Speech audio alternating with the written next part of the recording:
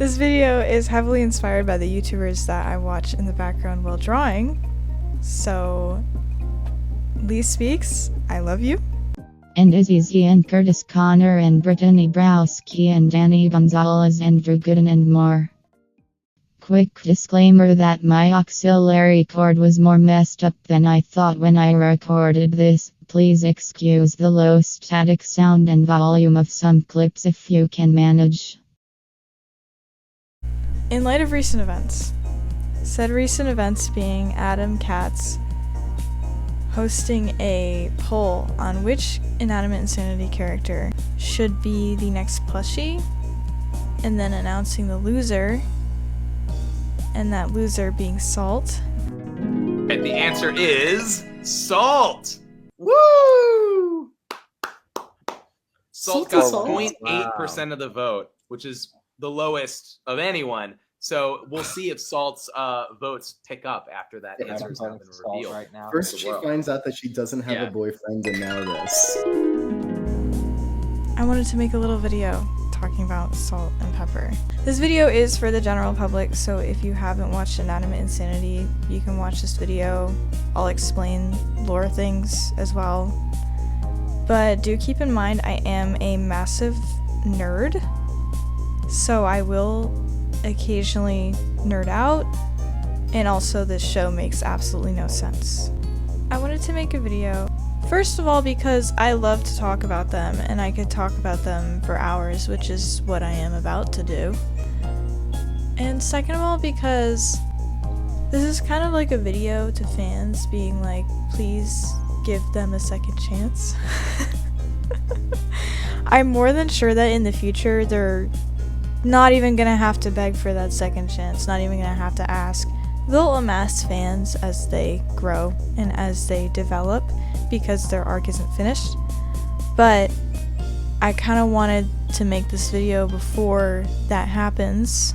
I see a lot of characters that haven't gotten a lot of screen time and haven't gone into depth as much as fan favorites that have a very devoted community of fans that will exercise their potential really well. I don't know if it's I'm just bad at using social media and the algorithm just hasn't figured me out yet, or there's really not that many people that are those types of fans of Salt and Pepper. And after seeing that moment in the stream, I was pretty convinced that there wasn't anything wrong with my algorithm. They're just very hard to find, or very few. Which I can understand. I mean, to be fair, there's not much to look at. Kind of a very quick 30-second intro to Inanimate Insanity. If you know about Lord of the Flies, you might know about the reality show Survivor. And if you know about the reality show Survivor, you might know about Total Drama Island. If you know about Total Drama Island, you might know about BFDI. And if you know about BFDI, you might know about Inanimate Insanity. It's basically an animated reality show where all of the contestants are objects with faces and limbs, and it is run by a phone named MePhone, which he will come up quite a bit in the future. It was started releasing in 2010, and that's when most of the first season came out. Adam is credited as the director and creator of Inanimate Insanity, so I'll be crediting him and Animationepic intermittently throughout this video, but his personality definitely shines through in the first season. I mean, it's released in 2010, so you can kind of get the context of what a 15-year-old might decide to write in a silly reality TV show. If it wasn't clear, Salt and Pepper are characters on the show Inanimate Insanity, and they are in the first season, and they have various cameos elsewhere, but that is the only season they have literally participated in. I've been a devoted Salt and Pepper fan since just about when I started watching, which I am a new gen fan. I'm sorry about that, 2023. If you've watched Total Drama Island, like I mentioned earlier, they are basically copies of Sadie and Katie. And if you want a TLDR of this video, that's basically all I go over, is how they're best friends and what that dynamic looks like. They basically embody the cliche of, if your friend jumped off of a cliff, would you? And they would. So they do a lot of things for each other. They are constantly talking and thinking about each other. Basically, they make it their whole personality that they are BCFFs. BCFF stands for Best Condiment Friends Forever, by the way, and they came up with that abbreviation in the first episode. Salt and Pepper very clearly have a very devoted and codependent relationship. It hasn't gone anywhere, and it will not be going anywhere anytime soon. An example of their best friendship would be in episode 2, when Salt is literally counting the time from when she last saw Pepper. She lists the hours, minutes, and seconds that she last saw her while she's having a conversation with OJ. And then Pepper shows up on the other side of the screen, and they have a very montagey, dramatic reunion after being split for only an hour. It's worth mentioning here, I guess, that Pepper and Salt are not equally codependent on each other. On their Wikipedia pages for the longest time, they have been described as Salt as the drama queen and Pepper as the wannabe. Pepper is a little bit leaning more on Salt's shoulder than the other, and Salt is actually a little bit more boastful than her. And honestly, overall, Salt and Pepper hardly pay any attention to the actual show. I hardly see them mentioning anything about being team players or trying to get the viewers' vote or something, because this is a viewer voting competition. In season 1, that is. Call them bad team members all you want, but were they not the first characters to realize none of this insanity was about the money anyways? Think about it. We get to Pepper's elimination in episode 8. They're clinging onto each other for dear life, and as the elimination goes, when somebody gets eliminated, they get flung into the elimination area, and both Salt and Pepper get flung because they're clinging onto each other. They are having a slow-mo, montagey, dramatic goodbye, reaching for each other's hands and sentimentally smiling. There's music in the background, you know. And then at last, they break hands, and Pepper lands in the elimination area, and Salt lands just outside of it. Salt is very sad about that. She literally does nothing, tells everybody to leave her alone. She gets blown up, but I feel like that's kind of irrelevant. A little thing worth mentioning that I will come back to is as Salt says, "No, Pepper," and kind of reminisces on her best friend being eliminated, MePhone 4S, who has taken over the show, it's a long story, comes up and says, "Shut up about your girlfriend." She does basically nothing for the rest of the episode, as I said, until OJ appears after dying and time traveling, to which she's very confused by, asks him how he got back. He starts explaining in quadruple times speed, and she tells him to shut up because he's boring her. The next we get to see of Salt and Pepper is episode 9, and this is a very revolutionary episode for their dynamic. It really just changed things forever. Suddenly, it is Salt's every mission to be as close as possible, spend time with, and flirt with orange juice. I had to name drop there.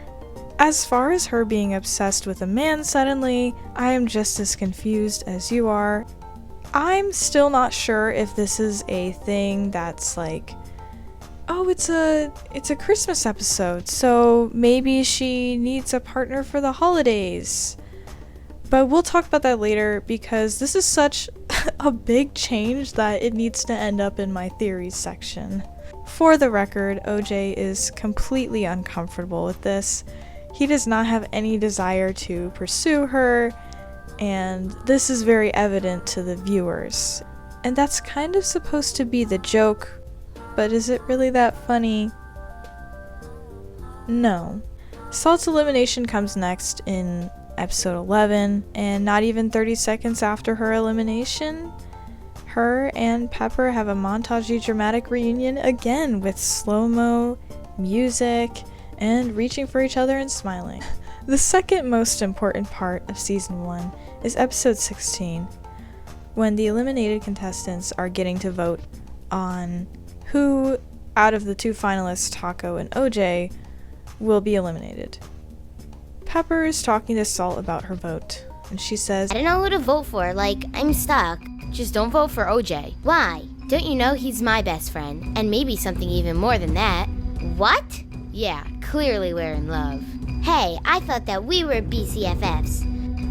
Yeah, it's just... No, you are betraying us. So you're saying I can't have any other friends or find love? Exactly. That's what being BCFFs is all about. Now, OJ, stay away from Salt or I'll spill you. Hey!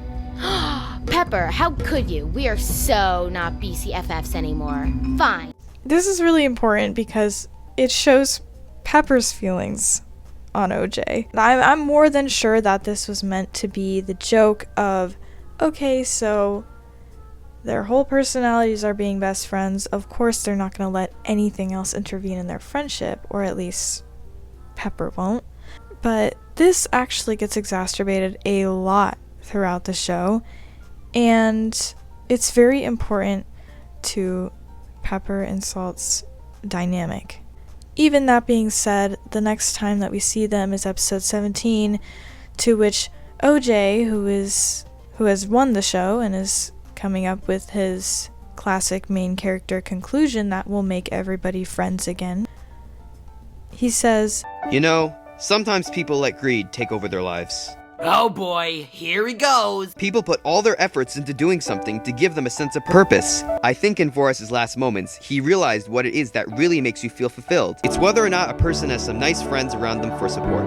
Sometimes life can get about as crappy as a cliff dive into elephant feces. Salt and Pepper hug here, and they're supposedly friends again, and continue to be as far as all media has presented. That's officially the basics of Salt and Pepper.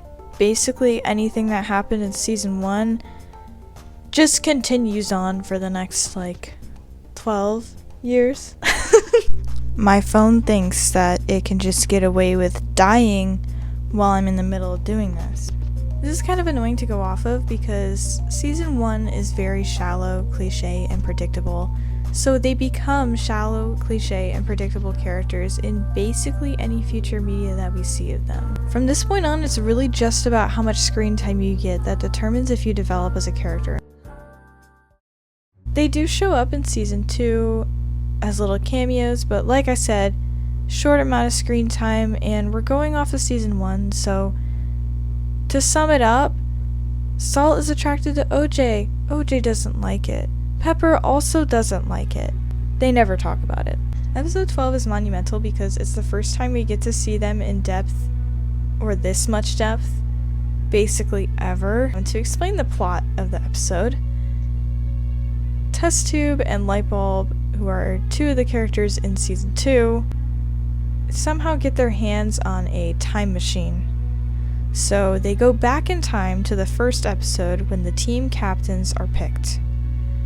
And they make a little oopsie, and the butterfly effect causes Salt and Pepper to be the team captains. And they're like, okay, so I'm sure that didn't do that much. Let's just, go back to the future.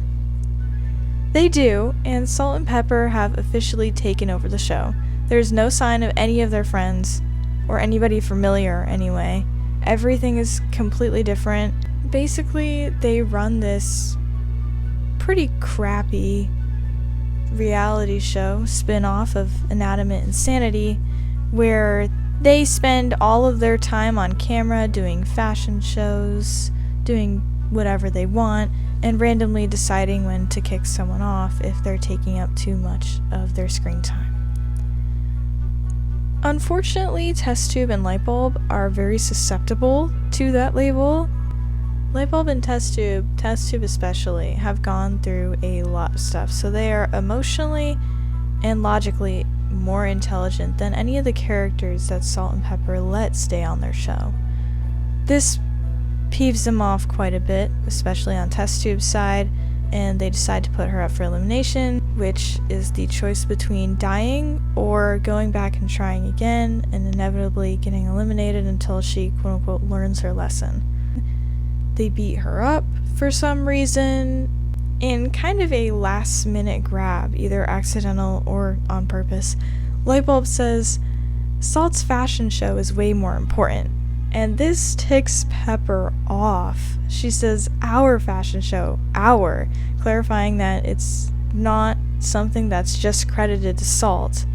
And Test Tube and Lightbulb kind of see that crack in the mirror and pick away at it, saying Salt is the evident leader and that Pepper is just a parasite. Salt, who is very boastful and confident in herself, does not have the energy to shut something like that down or stand up for her best friend, so she says, you just kind of latch on about Pepper. They have a fight, and Salt claims, you've threatened me before, but you don't have the guts. But in fact, she does have the guts, because she kills Salt. Pepper has a very interesting reaction to this. She says, you all saw, I tried to save her, but she had to go. Obviously, this gets looked over because Salt and Pepper are tyrants in this world, so we don't need to know about their internal thought process. Lightbulb and Test Tube get the heck out of there and find some solution to prevent them from being team captains of the first episode. I would like to add a small note that I think it is absolutely hilarious that they are able to gain that much power just by being captains.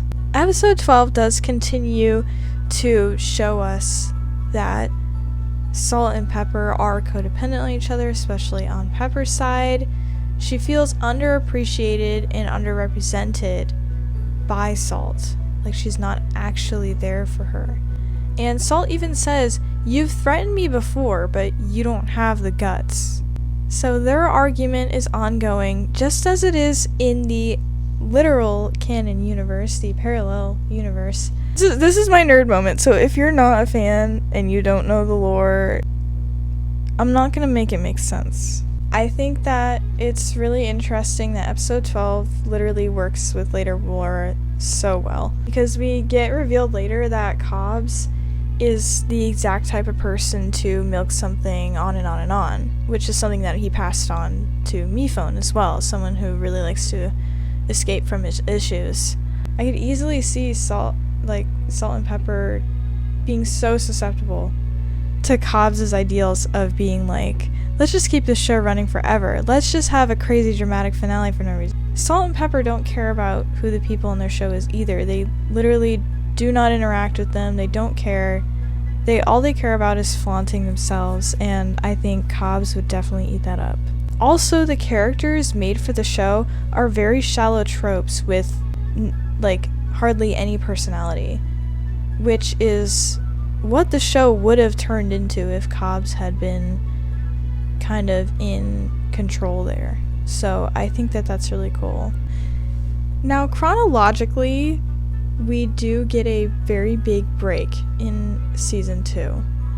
This has a lore reason. This is because Miphone is running away from his issues and he fears the ending of season 2.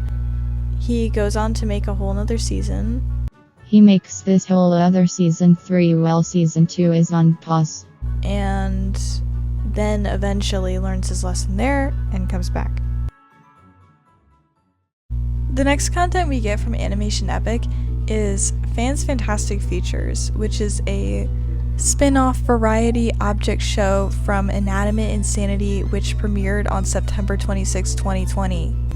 It's basically a show run by Fan where he interviews eliminated contestants from the first and second season, and it only has 4 episodes because they just kind of stopped doing it. So that was insanely sad. Episode 4 is supposed to be Paper's feature, and it starts off as Paper's feature, where Fan, I think, gets to ask him 1 or 2 questions before he is cut by Salt and Pepper. They walk in, have a list of things that they want to add and remove from the show, and they get him to sign off the changes because they are SMP, standards and practices. They secretly get him to sign away the show, and hijinks ensue as they basically take over every aspect, including the aspect of him even being on the show. They kick him off of the show and into the hallway, where he decides to make a spin-off of his spin-off, Than's Fantastic Features, to which he is interrupted again. Salt and Pepper announced that the whole thing was actually just a joke, and it was all an elaborate plan to just get more views on the show, because that was their biggest point, was that there was not enough drama. Basically, this episode confirms to us further that Salt and Pepper are not the same people that they were in the parallel universe. Instead of taking over a show for evil and malice, they take it over to actually help Fan get more views. Instead of Pepper feeling underappreciated, underrepresented, she is represented. Fan says, "Oh, so you don't actually want to take over the show?" OMG, no! That was all like an elaborate bit. Besides, we don't want to have to give ourselves notes. That's like not the SMP way. We need to infringe on someone else's pride and joy. Yeah, like the fun part is going up to them and latching on. Like, what's the word? Parasite? No, like a really close friend. Aww. There is no evil intent here.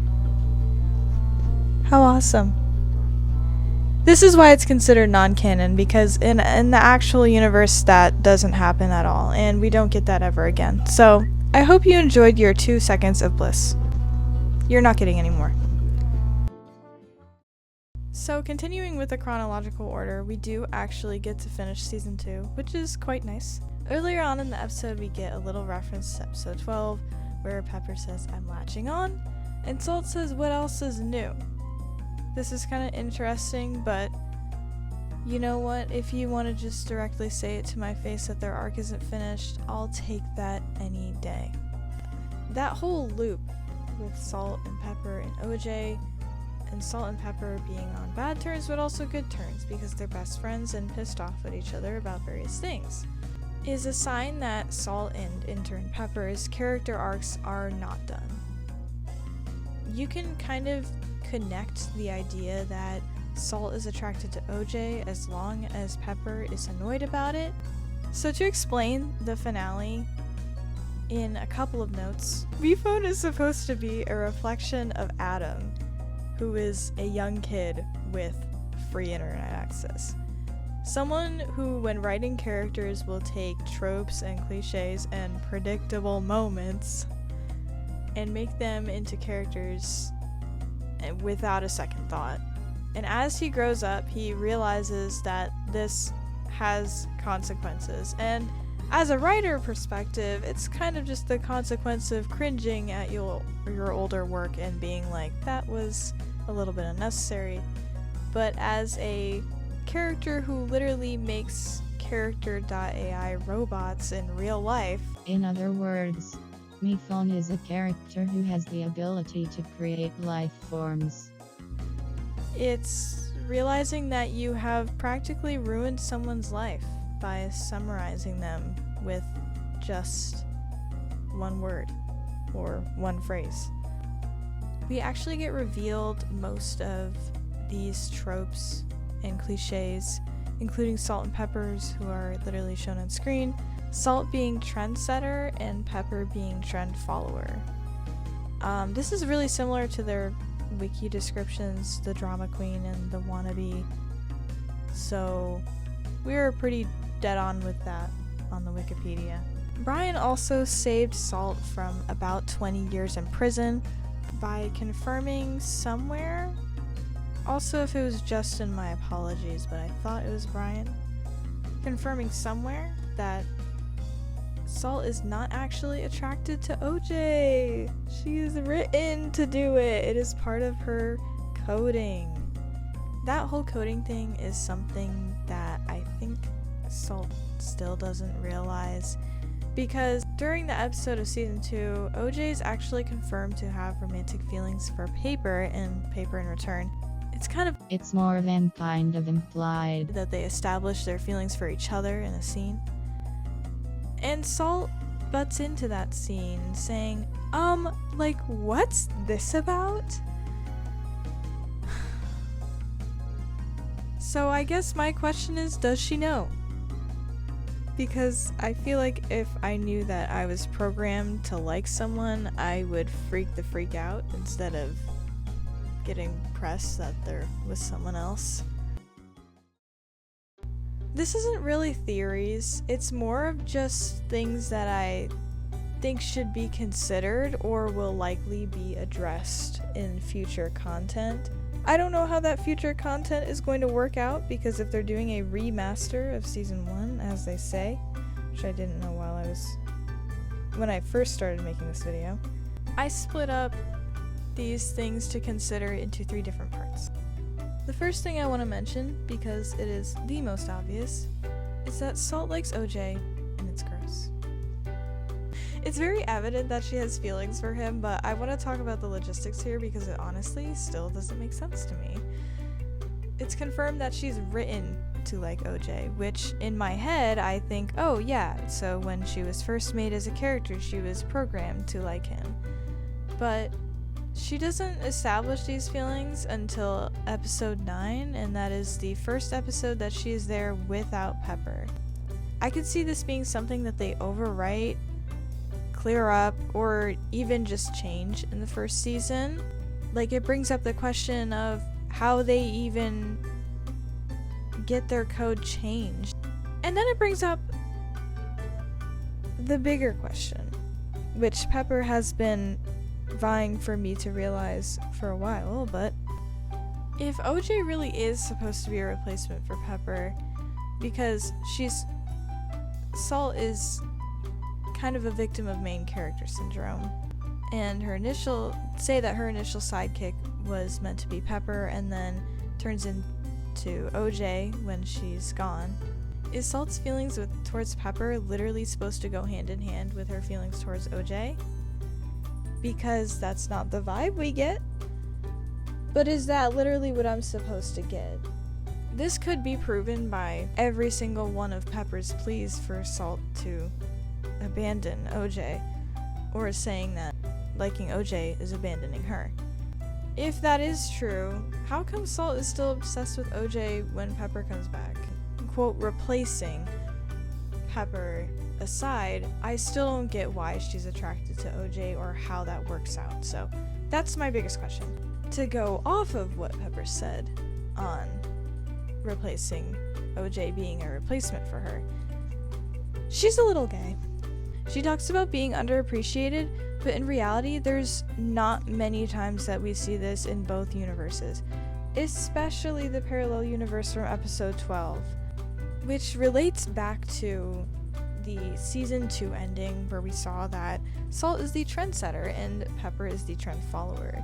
She is destined to stay by her side and literally latch on like a parasite.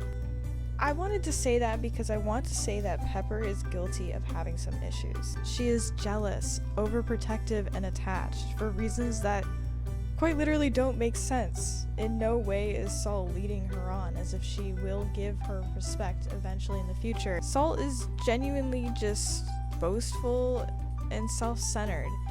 My last point, I only wrote one thing, and it's that Salt is kind of a bitch. I kind of just wanted to point out that she's very self-centered, and she has some issues with her humbleness.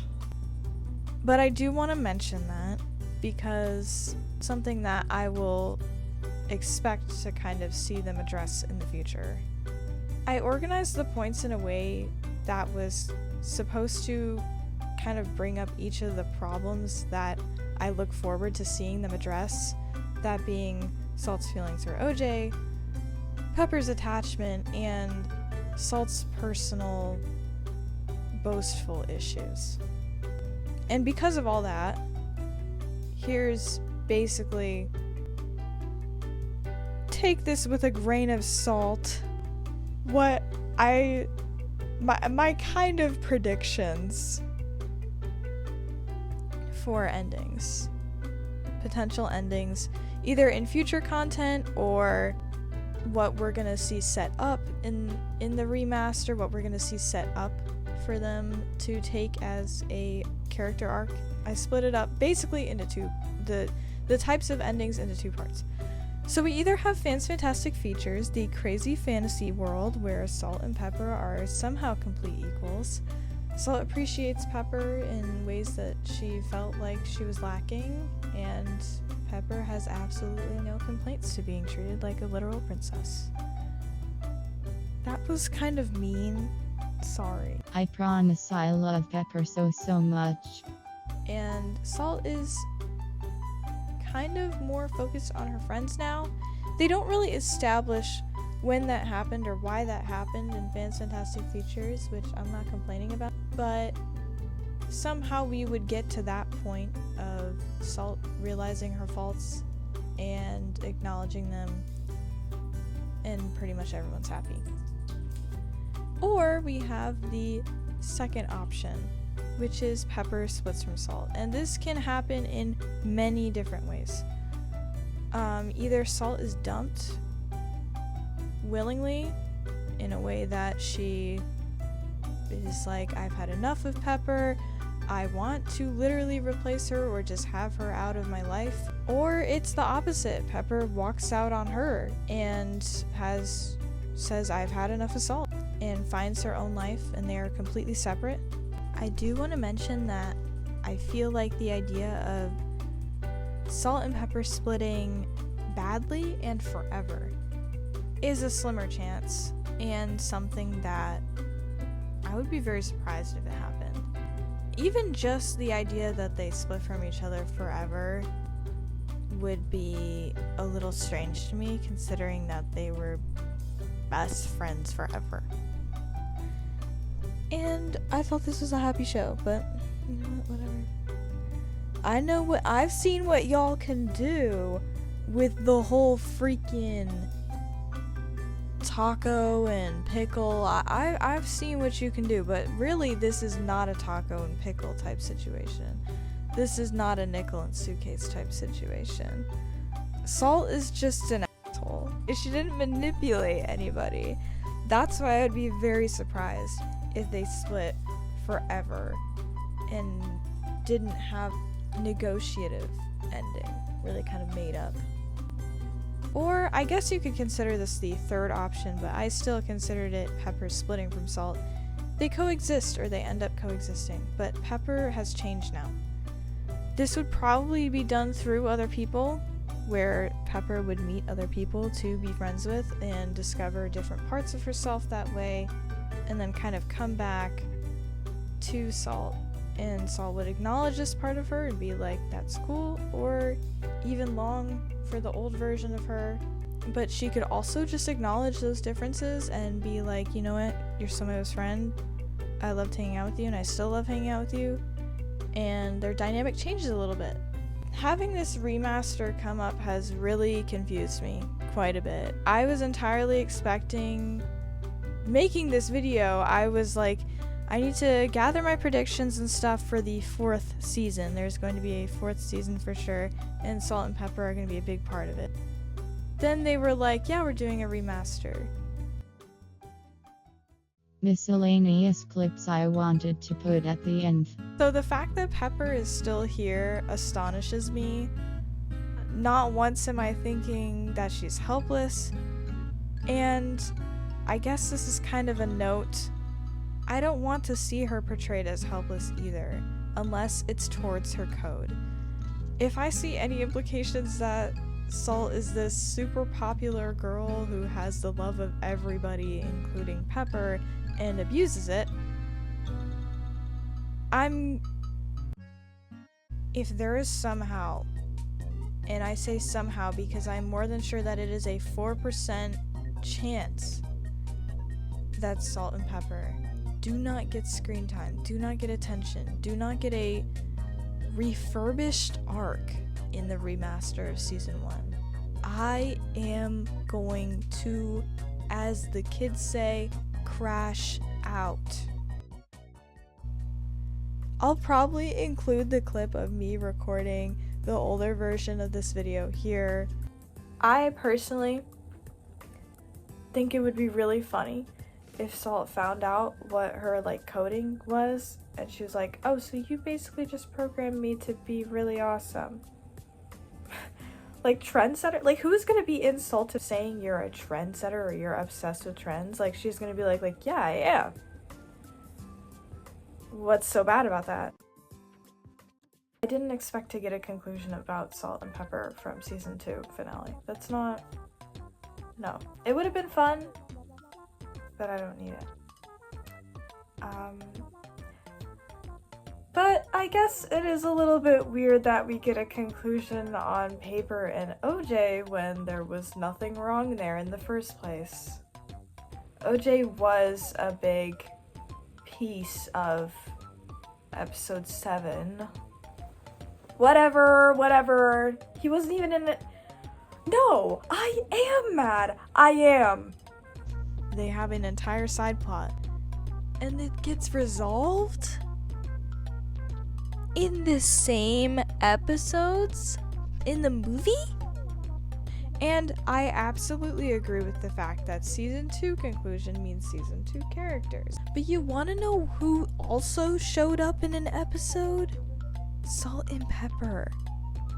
And you want to know who got depth for the first time in like 10 years? Salt and Pepper. And you want to know who had a non-conclusive ending to that episode? Salt and Pepper.